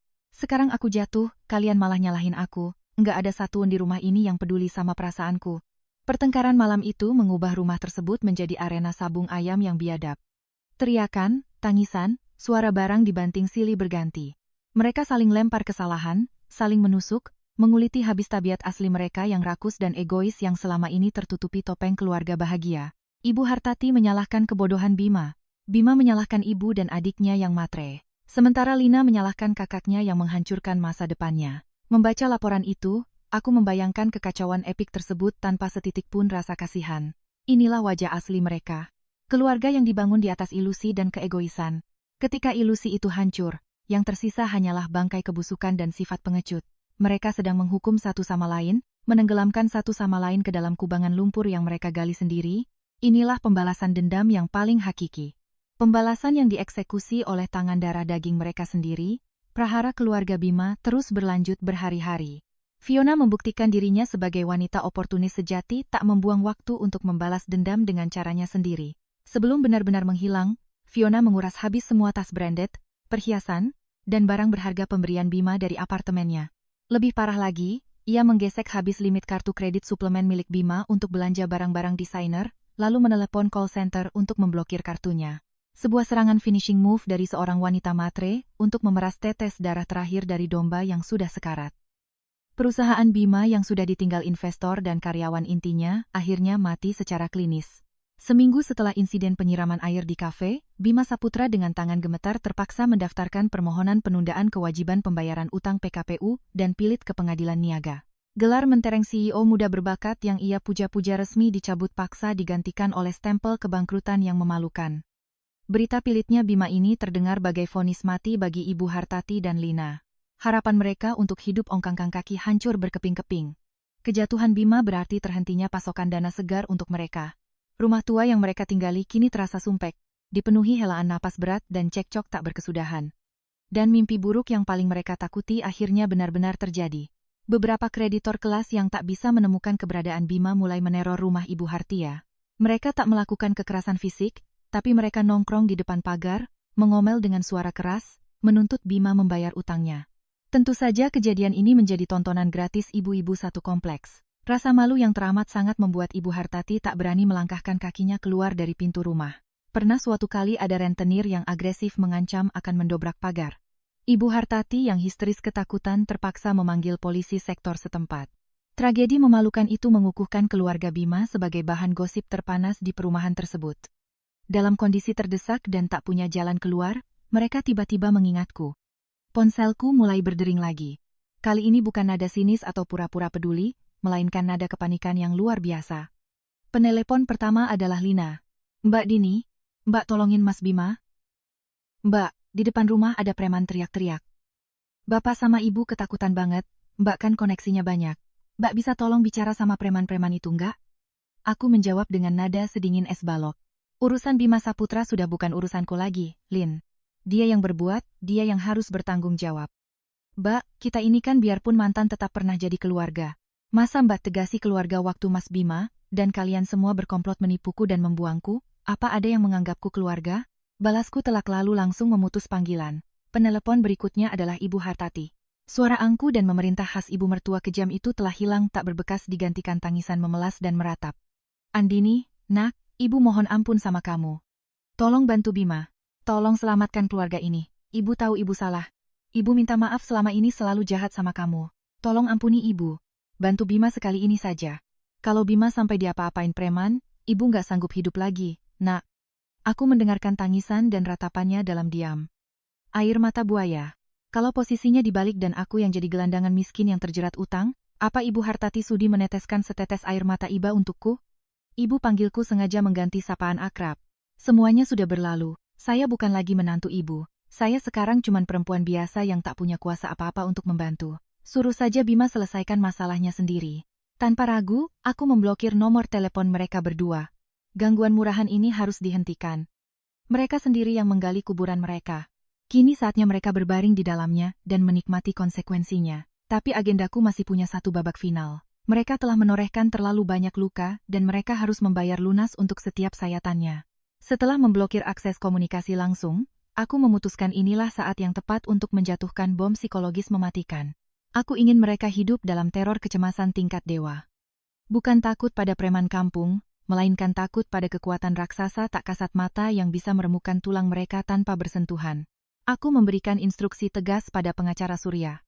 Pak Surya, hubungi nomor telepon rumah keluarga Bima. Gunakan kapasitas Anda sebagai kuasa hukum utama Yayasan Anugrah. Saya tegaskan harus telepon rumah karena saya tahu kebiasaan Ibu Hartati yang selalu loudspeaker telepon rumah agar bisa didengar semua orang. Eksekusi dilakukan sore harinya. Ibu Hartati yang mengangkat telepon. Halo, dengan kediaman Bapak Aryo. Iya benar. Ini dari mana? Selamat sore. Saya Surya Dharma perwakilan Divisi Hukum dari Trust Fund Yayasan Anugrah. Suara pengacara Surya menggema dengan nada bariton yang profesional, dingin, dan penuh intrik kekuasaan. Saya menelepon untuk menyampaikan notifikasi hukum terkait putra Anda, Bima Saputra. Mendengar kata hukum dan yayasan, nyali Ibu Hartati langsung menciut. Yayasan. Yayasan apa, Pak? Bima ada urusan apa? Ibu, berdasarkan hasil audit internal investigasi kami menemukan bukti kuat bahwa Bima Saputra telah mencatut dan menyalahgunakan nama besar proyek-proyek afiliasi Yayasan Anugrah untuk menghimpun dana ilegal dari pihak ketiga. Lebih dari itu, Bima Saputra juga terindikasi melakukan serangkaian manipulasi transaksi finansial yang secara masif mencoreng reputasi global yayasan kami. Kami memiliki seluruh alat bukti elektronik yang diperlukan. Rentetan kalimat formal dari pengacara Surya menghantam wajah Ibu Hartati layaknya batu bata. Ia tergagap panik setengah mati. Tidak mungkin, Pak. Bapak pasti salah orang. Anak saya itu anak baik-baik. Gak mungkin dia berani macam-macam sama yayasan besar. Pengacara Surya sama sekali tak merespons pembelaan cengeng itu. Yayasan Anugrah tidak menerima negosiasi atas tindak pidana fraud. Atas instruksi Dewan Direksi, kami akan resmi mendaftarkan gugatan perdata, sekaligus laporan pidana terhadap Bima Saputra, atas dugaan penipuan berkelanjutan dan penggelapan. Selain itu, kami juga telah memblis Bima Saputra di seluruh konsorsium perbankan dan mitra bisnis jaringan kami. Ya Allah, jangan Pak. Saya mohon jangan penjarakan anak saya. Ibu Hartati menjerit histeris. Dia cuma lagi khilaf. Tolong ampuni Bima, nanti keluarga kami yang akan ganti rugi. Kami janji akan ganti rugi semuanya. Maaf, Ibu. Skala kerugian kami jauh melampaui kemampuan finansial keluarga Anda. Ini menyangkut integritas dan supremasi hukum. Pemberitahuan dari saya cukup sampai di sini. Semoga keluarga Anda bersiap untuk proses hukum selanjutnya. Klik. Pengacara Surya menutup telepon dengan elegan. Memotong semua ruang bagi Ibu Hartati untuk meratap lebih lanjut. Aku bisa membayangkan bagaimana histerisnya kondisi rumah itu setelah telepon dimatikan. Mereka tak tahu siapa dan seberapa mengerikannya Yayasan Anugrah. Yang mereka tahu Bima baru saja membangunkan naga raksasa yang sedang tidur, dan napas api sang naga akan segera membakar Bima ke dalam jeruji besi. Prediksiku tepat. Hanya berselang 15 menit kemudian sebuah nomor baru, yang belum kublokir meneleponku, itu Bima. Suaranya di seberang sana bukan lagi marah, melainkan bergetar karena ketakutan yang tak tertahankan. Andini, ini ulahmu kan? Kamu kan dalang di balik semua ini? Yayasan Anugrah Keparat itu punya kamu kan? Kamu mau matiin aku pelan-pelan, ya? Aku tertawa mengejek. Ngomong apa sih kamu, Bim? Aku nggak paham. Kamu bikin masalah sama bos besar di luar sana. Kenapa kamu malah nuduh aku? Jangan pura-pura bodoh, Dini, jerit Bima. Nama Anugrah itu kalau bukan kamu siapa lagi? Dini, aku mohon ampun. Aku tahu aku salah besar. Aku bangsat. Tolong lepasin aku sekali ini aja. Kamu minta berapapun aku bayar, aku rela jadi babu buat kamu. Asalkan jangan masukin aku ke penjara Dini. Aku mohon. Di background telepon itu, aku bisa mendengar suara raungan tangis Ibu Hartati dan jeritan panik. Lina, ngapain kamu nelepon perempuan itu? Dia yang bikin kita hancur lebur, teriak Lina. Lalu dibalas bentakan Bima. Diam kalian. Kalau aku nggak ngemis sama dia, kita semua bakal mati di jalanan. Harmoni suara kepanikan, saling hujat, dan keputusasaan yang sangat memanjakan telinga. Aku berdeham pelan, membalas dengan nada tanpa beban. Bima Saputra, siapa yang menabur angin, dia yang menuai badai. Urus saja masalahmu sendiri. Lalu kumatikan telepon itu dan langsung kublokir nomornya. Mulai detik ini mereka akan hidup dengan jantung yang berdetak tak keruan setiap kali ada tamu yang mengetuk pintu. Menunggu dengan panik kapan surat panggilan dari kepolisian atau pengadilan akan tiba, mereka tak akan pernah tahu bahwa gugatan hukum itu sebenarnya tidak pernah ada. Itu hanyalah teror psikologis semata. Tapi bagi orang-orang serakah seperti mereka, Teror ancaman yang tak kunjung datang jauh lebih menyiksa kejiwaannya ketimbang hukuman itu sendiri. Setelah sukses menebar benih paranoia di kepala keluarga Bima, tiba saatnya aku membuat perhitungan matematis yang sangat detail. Bukan karena aku butuh uang receh mereka, tapi aku ingin menghapus bersih seluruh jejak dedikasiku di keluarga Benalo itu. Semua pengorbanan yang tak pernah mereka hargai akan kutarik kembali hingga rupiah terakhir. Aku duduk di meja kerjaku, membuka buku catatan dan mulai merinci satu persatu. Gelang emas 24 karat seberat 20 gramar. Itu kubeli dari hasil memecahkan celengan tabunganku sendiri sebagai kado ulang tahun ke-60. Ibu Hartati. Uang tunai 50 juta yang dipinjam Lina untuk DP motor matic, mahal terbarunya, dengan janji manis, akan dicicil kalau sudah gajian yang nyatanya menguap begitu saja. Smart TV 65 inch dan sound system mewah di ruang tamu Ibu Hartati yang kubeli agar keluarga mereka bisa pamer saat nonton bareng keluarga besar. Nota pembelian elektronik itu masih tersimpan rapi di laci mejaku dan sederet pengeluaran perintilan lainnya yang kukeluarkan untuk merenovasi dan mempercantik rumah mereka. Selama 5 tahun aku mengabdi jadi menantu. Dulu aku tak pernah menghitung ini semua karena aku menganggapnya sebagai bentuk baktiku pada keluarga. Jika ditotal nilainya menembus angka R00 juta. Bagi saldo rekeningku saat ini, angka itu ibarat remah-remah biskuit. Tapi bagi keluarga Bima yang sedang bleeding akibat kebangkrutan, angka itu setara dengan harga nyawa mereka. Aku mengirim draft rincian itu ke pengacara Surya. Pak Surya, tolong draftkan surat somasi resmi dari kantor hukum Bapak. Kirimkan kepada Ibu Hartati dan Lina Saputra. Tuntut mereka untuk mengembalikan seluruh aset dan uang tunai ini selambat-lambatnya dalam waktu 7-24 jam. Lampirkan fotokopi nota, kwitansi, dan mutasi rekening bukti transfer saya. Tekankan pada mereka, jika mereka mangkir dari tenggat waktu, kita akan seret mereka ke ranah pidana dengan pasal penggelapan dan penipuan. Pengacara Surya sebagai algojo hukum yang presisi segera mengeksekusi perintahku. Surat somasi berstempel merah itu mendarat mulus di tangan Ibu Hartati lewat jasa kurir khusus. Dan reaksi yang kuterima sama persis dengan kalkulasiku. Yang pertama meledak dan meneleponku dari nomor baru lagi adalah Lina. Suaranya melengking tinggi khas orang yang sedang tantrum. Andini, kamu udah gila ya? Kamu masih punya hati nurani nggak sih? Satu barang bekas rongsokan gitu masih kamu tagih? Kamu mau bikin keluarga kami mati kelaparan? Hah? Barang rongsokan itu dibeli pakai keringat kerasku. Lina balasku tenang namun menusuk. Dan uang R juta itu statusnya kamu berutang bukan aku sedekahkan. Dulu barang-barang itu kuberikan atas asas aku sebagai menantu di rumah itu. Sekarang karena aku sudah ditendang keluar oleh kalian, sah-sah saja dong aku mengambil kembali hak propertiku. Ingat, waktumu cuma 7 hari. Kamu pikir aku takut? Aku nggak mau bayar. Mau apa kamu? Tantangnya, Pak. Ya tidak apa-apa. Kita ketemu saja di pengadilan negeri, ujarku santai. Cuma aku kasihan saja sama kamu. Gadis muda. Belum menikah tapi sudah punya SKCK bernoda kasus penggelapan uang. Kira-kira nanti kalau melamar kerja atau nyari calon suami bakal susah nggak ya? Skakmat. Keheningan langsung menyelimuti ujung telepon. Aku sangat tahu titik lemah Lina. Anak itu boleh saja bermulut besar, tapi ia sangat memuja image dan masa depannya sendiri. Setelah Lina disusul panggilan dari Ibu Hartati, kali ini tak ada lagi tangis meraung. Yang ada hanyalah perpaduan aneh antara mengomel dan mengutuk pelan. Dindini, kok hatimu jadi sehitam ini sih, nak? Gelang emas yang ibu pakai tiap hari ini kan kenang-kenangan. Tega kamu narik barang yang udah nempel di badan orang tua? Kamu nggak takut kualat sama Gusti Allah? Maaf, Bu. Waktu ibu dan sekeluarga berkomplot menipu saya, apa ibu sempat kepikiran takut kualat sama Allah? Sekaku tanpa basa-basi. Saya cuma mengambil apa yang jadi hak saya. Kalau ibu tidak mau mengembalikan, silakan saja. Tapi siap-siap saja, ibu dan Lina akan menyusul Bima berurusan dengan polisi. Bima kan kasus hukumnya sudah banyak, kalau ditambah satu kasus lagi dari saya, kayaknya sih nggak masalah buat dia. Ancamanku adalah peluru mematikan. Bayang-bayang yayasan anugerah yang mengerikan sudah merusak mental mereka. Jika ditambah gugatan pidana dari mantannya sendiri, mereka tahu mereka tak punya peluang menang 100% pun.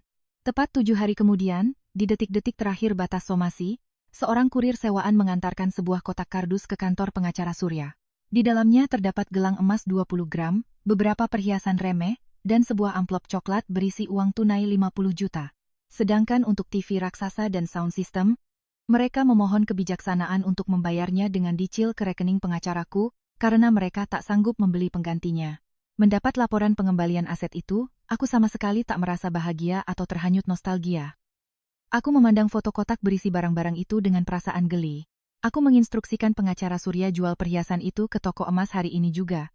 Seluruh uang hasil penjualan emas ditambah 50 juta uang cash dan cicilan TV mereka nanti langsung sumbangkan ke panti asuhan atau yayasan kanker anak, jangan sisakan rupiah pun untuk saya. Aku tidak butuh uang atau barang mereka. Menyimpannya di rumahku hanya akan mengotori mataku dan mencemari memori hidupku. Aku sedang melakukan detoksifikasi ekstrem, menyingkirkan segala bentuk kotoran yang berhubungan dengan keluarga parasit itu. Baktiku selama 5 tahun telah mereka buang ke selokan, maka biarlah nilai materinya kubah menjadi amal kebaikan untuk mereka yang benar-benar membutuhkan dan mensyukuri bantuan. Utang karma antara aku dan keluarga Bima Saputra resmi himpas. Kini yang tersisa untuk mereka hanyalah tumpukan abu dari kerajaan bisnis yang hancur, ikatan keluarga yang terkoyak, dan masa depan yang segelap malam tanpa bintang. Sedangkan aku, inilah saatnya aku membuka lembaran buku baru, dan hidup sebagaimana mestinya seorang ratu. Barang-barang usang dan tumpukan uang tunai hasil ganti rugi itu berdiam bisu di kantor pengacara Surya. Aku sama sekali tidak berniat datang untuk melihatnya. Segala urusanku selesaikan hanya melalui instruksi telepon jarak jauh. Gelang emas 24 karat itu satu-satunya benda yang dulu kubeli dengan penuh rasa bangga karena merasa dicintai sebagai menantu kini, di mataku tak lebih dari sekedar bongkahan logam dingin yang memancarkan aura kemunafikan. Sesuai instruksiku, pengacara Surya mencairkan perhiasan tersebut menjadi uang tunai. Seluruh nominal yang terkumpul kudedikasikan penuh sebagai beasiswa pendidikan bagi anak-anak kurang mampu di daerah pelosok. Aku memutus rantai energi negatif keluarga itu secara permanen. Jika dedikasiku selama 5 tahun tak pernah mendapat tempat di hati mereka, biarlah nilainya menjadi berkah bagi mereka yang benar-benar membutuhkan. Setelah badai pembalasan itu meredingan panjang mengambil alih. Tak ada lagi teror panggilan telepon, jeritan histeris, maupun permohonan maaf palsu. Keluarga Bima Saputra seolah lenyap di telan bumi dari rotasi kehidupanku. Beberapa minggu kemudian, pengacara Surya mengirimkan final report, sebuah dokumen yang menjadi batu nisan penutup dari babak hidupku yang lalu. Laporan itu merangkum narasi kejatuhan mereka yang tragis. Setelah harus memeras keringat mengumpulkan uang ganti rugiku, kondisi finansial keluarga Bima benar-benar kolaps. Sertifikat rumah tua Ibu Hartati akhirnya digadaikan ke bank untuk melunasi utang-utang paling mendesak dari debt collector yang beringas. Rentetan guncangan psikologis dan finansial membuat kesehatan Ibu Hartati ambruk drastis. Nyonya besar yang dulunya angku itu kini hanya bisa tergolek lemah di ranjang. Hari-harinya dihabiskan dengan meratapi nasib dan mengutuki keadaan. Sementara itu, Lina, adik iparku yang selalu menjaga gengsi, tak tahan lagi dengan sanksi sosial dan teror penagih utang di lingkungan rumahnya. Demi menyelamatkan dirinya sendiri, ia buru-buru menerima pinangan seorang duda kaya raya yang usianya jauh lebih tua darinya dari luar kota. Sebuah pernikahan tanpa dasar cinta murni, transaksi transaksional demi mendapat suaka ekonomi sementara. Lalu bagaimana nasib Bima Saputra? Laki-laki itu telah hancur hingga ke level subatom. Kehilangan perusahaan, ditinggal kabur istri muda yang materialistis, dimusuhi keluarganya sendiri, dan terus-menerus diburu lintah darat. Mentalnya tak sanggup memikul rentetan kegagalan itu. Menurut laporan, Bima telah angkat kaki dari Jakarta. Menjadi buronan utang, ia kabur ke pelosok Jawa Timur, menyambung hidup dengan kerja serabutan, berpindah-pindah tempat kos kumuh bagai hantu yang takut pada bayangannya sendiri. Membaca paragraf demi paragraf laporan tersebut, hatiku luar biasa tenang. Tidak ada euforia kemenangan yang berlebihan, tidak ada lagi kebencian yang meletup-letup. Yang ada hanyalah sebuah kelegaan yang lapang tak bertepi. Seluruh utang-putang masa lalu telah diselesaikan secara paripurna. Mereka terjatuh bukan karena aku menggunakan sihir jahat, melainkan karena keserakahan, kebohongan, dan pengkhianatan mereka sendiri yang pada akhirnya menggali liang lahat untuk masa depan mereka. Buku lama kehidupanku resmi ditutup. Aku menatap sekeliling apartemen sederhana yang telah menemaniku melewati suka duka selama 5 tahun terakhir. Ruangan ini terlalu banyak menyimpan residu kenangan pahit. Ini saatnya untuk angkat koper. Ini saatnya memulai hidup yang 100% didesain sesuai dengan naskahku sendiri. Proses legalitas penthouse mewah di Senopati Diamond Residence telah tuntas. Kunci elektronik dan sertifikat hak milik CHM yang diatasnamakan Yayasan Anugrah diantar langsung oleh staf pengacara Surya ke tanganku dengan sangat hati-hati. Namun aku tidak langsung memindahkan barang-barangku ke sana. Aku ingin tempat tinggal baruku menjadi suaka yang murni, sebuah kanvas kosong yang tak terkontaminasi setitik pun. Energi masa laluku bersama Bima. Aku menyewa biro arsitektur dan desainer interior nomor 1 di Jakarta. Briefku kepada mereka sangat spesifik. Ubah tempat ini menjadi surga personal yang elegan, hangat, dan merepresentasikan kebebasan seorang wanita. Semua elemen lama dibongkar. Tidak ada lagi palet warna gelap dan perabotan bulky berbahan kulit vintage yang dulu selalu dipaksakan oleh Bima. Tidak ada lagi sudut-sudut ruangan bergaya klasik kaku, yang sengaja kutata sekadar untuk menyenangkan selera norak ibu mertuaku. Aku memegang kendali penuh dari pemilihan cat dinding berwarna krem putih gading yang berpadu dengan aksen hijau mint yang menenangkan, tirai linen Italia yang jatuh menjuntai lembut hingga desain kitchen set berpulau marmer kalacata. Di sudut ruang keluarga yang diapit jendela kaca raksasa dengan city view memukau, aku menempatkan sebuah grand piano berwarna putih. Aku memang belum bisa memainkannya. Tapi aku berjanji pada diriku sendiri untuk belajar.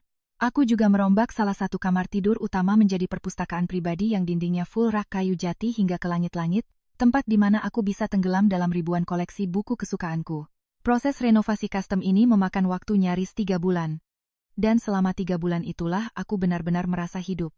Setiap pagi aku mampir ke lokasi proyek, memilih sampel material lantai vinil, mengusap tekstur sofa Blue Riu, hingga menentukan posisi chandelier kristal. Ini bukan sekadar membangun sebuah tempat tinggal mewah. Ini adalah prosesi ritual membangun ulang puing-puing harga diriku yang sempat runtuh. Hari kepindahan tiba tanpa perayaan. Aku tidak membawa banyak barang dari masa lalu. Sebagian besar perabotan lama kutinggalkan atau kudonasikan. Aku hanya mengepak beberapa potong pakaian santai favoritku, koleksi novel, dan bingkai foto mendiang kedua orang tuaku. Aku menyetir sendiri mobil SUV premium Eropa yang baru kubeli. Desainnya sleek, elegan, namun tidak flashy menuju pelataran parkir apartemen lamaku untuk terakhir kalinya. Aku tidak turun dari mobil. Dari balik kaca kemudi aku menengadah menatap deretan jendela apartemen tua itu cukup lama. Di sanalah aku pernah memasak dengan penuh cinta, menangis diam-diam, berharap keajaiban, hingga akhirnya dihancurkan oleh keputusasaan terdalam. Kini semua itu hanyalah fragmen memori yang tak lagi punya kuasa melukaiku. Aku menghidupkan mesin, menginjak pedal gas dengan mantap, dan melesat bergabung dengan kemacetan Jakarta. Tanpa menoleh ke belakang lagi, penthouse P01 di Senopati Diamond Red. Dari balkon lantai 2 yang dilengkapi Infinity Pool Mill, aku bisa memeluk skyline kota Jakarta yang gemerlap tanpa batas. Sore itu setelah asisten rumah tangga paruh waktu selesai menata sisa barang dan pamit pulang, aku menuangkan red wine Cabernet Sauvignon ke dalam gelas kristal stainless. Aku melangkah keluar ke balkon membiarkan angin senjakarta membelai lembut rambutku yang ku gerai bebas. Di bawah kakiku, lautan lampu kota mulai berpendar layaknya ribuan galaksi Bima Sakti. Aku menyesap wine itu pelan membiarkan aftertaste pahit manisnya menari di lidahku. Untuk pertama kalinya dalam sejarah hidupku, aku merasakan kemerdekaan absolut dan kedamaian yang utuh. Tidak ada lagi alarm untuk bangun menyeduhkan kopi bagi suami yang egois. Tidak ada lagi paksaan untuk memasang senyum palsu demi menyenangkan ibu mertua yang toksik. Napas ini, udara ini, dan waktu ini seluruhnya adalah milikku seutuhnya. Kehidupan baruku mengalir dengan ritme yang lambat, indah, dan syarat akan makna. Rekening bank dengan digit yang tak masuk akal itu tidak mengubahku menjadi sosialita dangkal yang gila belanja tas branded untuk validasi publik. Uang dalam jumlah masif itu justru membeli sesuatu yang paling mahal di dunia. Waktu dan kebebasan bereksplorasi. Aku mengikuti kelas Ikebana, seni merangkai bunga Jepang, mendalami seni seduh teh Gongfucha, dan mulai rutin memanggil guru privat untuk belajar piano klasik. Di sore hari, alih-alih berkutat dengan bawang merah dan wajan gosong, aku kini tenggelam dalam wangi bebungaan segar. Belajar menemukan filosofi ketenangan di setiap tarikan napas, saat menyeduh teh atau frustrasi menertawakan jemariku yang kaku saat menekan tuts piano mencari chord lagu shopping. Tak puas hanya di darat, aku menantang diriku keluar dari zona nyaman. Aku mendaftar kelas renang profesional dan sukses mendapatkan sertifikat scuba diving. Aku berkeliling dunia, menyelami palung laut, dan menembus batas ketakutanku sendiri. Dari kelas-kelas hobi, itulah aku menemukan sirkel pertemanan yang baru. Wanita-wanita independen, cerdas, berkarisma, dan memancarkan vibrasi positif. Mereka tidak tahu menahu soal harta triliunanku atau masa laluku yang kelam. Di mata mereka, aku hanyalah Andini, wanita lajang yang elegan, pecinta seni, dan punya passion traveling. Berada di frekuensi mereka membuatku bisa bernapas tanpa filter, tanpa perlu memakai topeng kepalsuan. Sekali waktu pengacara Surya Dharma akan meneleponku untuk memberikan briefing finansial. Portofolio investasi yang dikelola Yayasan Anugerah terus meroket mencetak dividen yang membuat kekayaanku beranak pinak melebihi jumlah awal. Suatu hari di sela-sela laporan saham blue chip, suara pengacara Surya sedikit ragu. Bu Andini, sekadar laporan penutup. Proses likuidasi pilot perusahaan Bima Saputra telah dieksekusi final oleh kurator negara. Semua sisa aset mulai dari kursi kantor hingga mobil operasional sudah dilelang murah untuk membayar utang pajak dan menambal pesangon karyawan. Baguslah, responsku tenang sambil menggunting ujung tangkai bunga mawar putih di vas. Kabar itu tak lagi menimbulkan riak di hatiku. Ada satu hal lagi, Bu, lanjut pengacara Surya. Ibu Hartati, Ibunda Bima beberapa minggu ini sering menelepon ke kantor kami. Beliau mengemis minta nomor kontak pribadi dan alamat ibu. Beliau bilang, beliau ingin bertemu ibu untuk bersujud minta maaf. Sesuai protokol pengamanan privasi, kami selalu menolak memberikan akses apapun. Bapak melakukan hal yang tepat. Tolong terus blokir semua aksesnya. Jawabku tegas. Permintaan maaf yang terlambat karena kondisi bangkrut bukanlah permintaan maaf, melainkan manipulasi rasa kasihan. Memaafkan mungkin mudah, tapi melupakan kejahatan mereka adalah kebodohan. Aku tidak akan mengizinkan satuun dari anggota sirkus keluarga itu mencemari oksigen di kehidupanku yang sekarang. Suatu sore akhir pekan, aku sedang menyetir Audi putihku dan melewati sebuah restoran fine dining Prancis di bilangan Sudirman. Restoran itu adalah tempat yang dulu selalu kupandangi dari luar kaca etalase bersama Bima. Tempat di mana kami berjanji suatu hari nanti akan makan mewah di sana saat kami sudah kaya. Aku menyalakan lampu sein, membelokkan mobil ke valet parking dan masuk ke restoran itu sendirian dengan gaya santai namun ki. Aku memesan menu tasting course paling mahal, escargot, foie gras, dan wagyu A5 makanan yang dulunya hanya berani kuimpikan dalam tidur.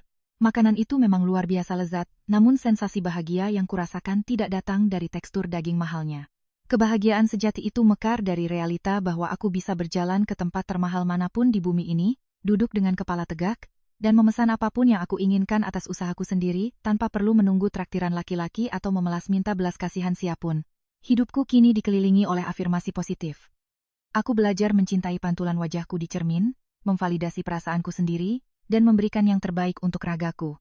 Luka sayatan di hatiku mungkin akan selalu meninggalkan bekas keloid yang samar, namun rasa nyerinya telah sirna seutuhnya. Luka itu kini berubah menjadi tato pengingat. Monumen saksi bisu betapa bodohnya aku di masa lalu, sekaligus betapa badasnya diriku yang berhasil bangkit di hari ini. Waktu bergulir bagai pasir dalam jam kaca. Tepat 1 tahun berlalu sejak aku resmi menghuni penthouse di Diamond Residence. Hidupku telah mapan dalam orbit rotasi yang damai dan sempurna. Di penghujung tahun aku berada di Bandara Internasional Soekarno-Hatta, bersiap boarding untuk penerbangan solo trip musim dinginku ke Swiss dan Paris. Saat sedang duduk santai menyeruput espresso di business class lounge, mataku tak sengaja menangkap siluet yang sangat familiar, itu Fiona.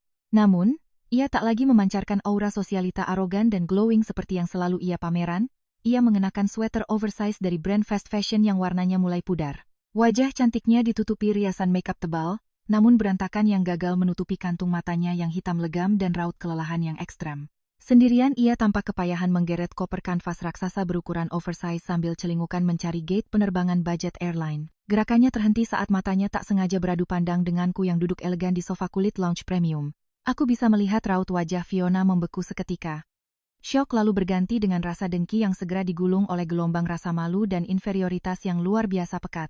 Ia buru-buru menundukkan wajahnya dalam-dalam, menarik kopernya sekuat tenaga berjalan setengah berlari menuju pilar tembok untuk bersembunyi dari pandanganku. Berakting seolah kami tak saling mengenal. Aku tidak memanggilnya, tidak juga merendahkannya. Aku hanya tersenyum tipis, lalu mengalihkan kembali pandanganku pada novel sastra di pangkuanku. Dunia kami berdua sudah terpisah oleh dimensi yang tak mungkin bersinggungan lagi. Jikapun masih ada residu dendam di masa lalu, hal itu sudah menguap terbang bersama asap knalpot pesawat.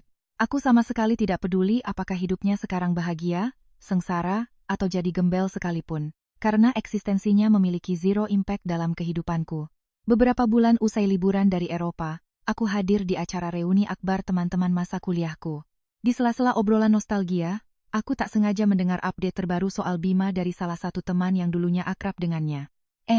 Kalian tahu kabar Bima enggak? Bisik temanku ke meja kami. Sumpah nasibnya ngenes banget sekarang. Katanya sih dia kabur dari kejaran rentenir Jakarta. Sekarang luntang-lantung jadi kulis rabutan di pelosok desa di Jawa Timur. Hidupnya dari gali lubang tutup lubang. Ibunya sakit-sakitan di rumah petak.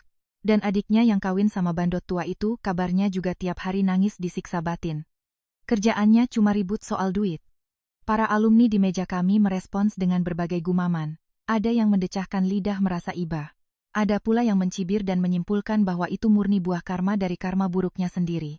Aku duduk mendengarkan narasi itu sambil mengaduk teh hangatku dengan tenang. Aku tak ikut menimpali apalagi bersorak gembira. Bagaimana mereka hidup, bagaimana mereka mati, itu adalah konsekuensi dari tiket takdir yang mereka beli sendiri. Ketika mereka bersekongkol membuangku ke jalanan dengan cara yang paling biadab, pada detik itu juga mereka telah memutar kemudian kehancuran. Aku tak punya ruang lagi untuk menyalahkan atau menertawakan. Hatiku benar-benar seringan kapas. Andini versi lama. Perempuan naif yang rela kehilangan jati diri demi mengabdi pada suami parasit dan keluarga mertua yang toksik. Perempuan yang meletakkan kunci kebahagiaannya di saku orang lain. Perempuan itu sudah benar-benar mati. Andini yang berdiri di sini hari ini adalah manifestasi dari seorang ratu yang bebas, merdeka secara finansial, dan sangat sadar di mana mahkota nilainya diletakkan. Aku memiliki kekayaan yang tak akan habis 7 turunan. Aku memiliki kebebasan waktu, sahabat-sahabat yang positif, dan yang paling krusial, aku memiliki kedamaian batin yang tak ternilai harganya. Sembari menatap keluar jendela restoran tempat reuni diadakan, aku melihat gemerlap kota Jakarta yang tak pernah lelah berpendar, nun jauh di ufuk timur. Semburat cahaya keemasan sang fajar mulai mengintip menandakan kelahiran hari yang baru. Jalan hidupku ini persis seperti metafora sang fajar. Setelah terperangkap dalam malam yang panjang, pekat, dan membekukan tulang, akhirnya cahaya matahari itu merekah menerangi semestaku. Dan aku sangat yakin rute perjalanan yang membentang di hadapanku masih akan sangat panjang, sangat luas, dan akan terus bermandikan cahaya yang menyilaukan. Ya,